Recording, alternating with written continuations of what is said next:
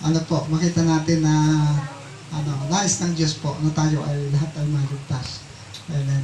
Alam po ninyo, habang nagsisimo si Brother John ay nag-reflect sa akin yung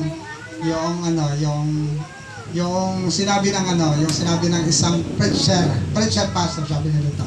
Sabi daw naman sa lahat ng mga tao na andun, sabi niya, sino sa atin ang gustong pumunta sa langit? Ay, siyempre, langit eh.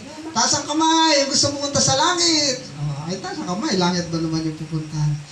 Pero nakakalungkot sinabi ng preacher pastor. Pero ang nakalulungkot, ang ginagawa natin papunta sa impyerno. So minsan mas parang medyo may kirot o di kaya ay parang may tama. At pagka hindi totoo, tama talaga. Pero sa isang banda, kung tingnan natin, maraming mga tao pagdating sa langit ang pag-uusapan, lahat naman talaga gustong makarating doon. Sino ba naman ang hindi gusto? Pero ang napakahirap pa ito, ang gawin natin, ang gawain ng mga taong papunta sa langit. Ayan po na. Isa pa, habang nagsishare mo ng ating kapatid, ito yung maling interpretasyon ng napakaraming tao. Pag may namamatay, ang sinasabi ay ito, kinuha na siya ni Jesus. Namatay na siya kasi ang kumuha daw po ay Diyos. Alam po niyo ito, yung totoo.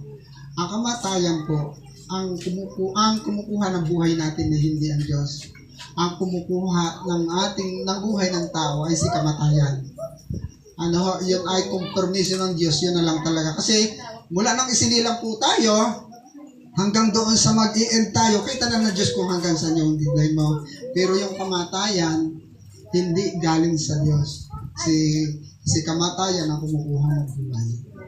Kaya nga po sinabi sa aklat ng Juan, si Jesus ang buhay at muling pagkabuhay, ang sumampalataya kay Jesus kahit mamatay ay muling mabubuhay. Talagang buhay ang naka Jesus, hindi kamatayan. Kaya nga, ang napakahalaga, mga kapatid, buhay man tayo o patay man tayo sa pagbabalik ng Panginoong Jesucristo, ang mahalaga, nakakasigurado po tayo ng buhay sa Panginoon. Amen. Nakakasigurado tayo ng buhay sa Panginoon. So praise God, maraming salamat sa salita ng Panginoon at sa ating kapatid na nagbahagi. Tayo pong lahat ay tumayo at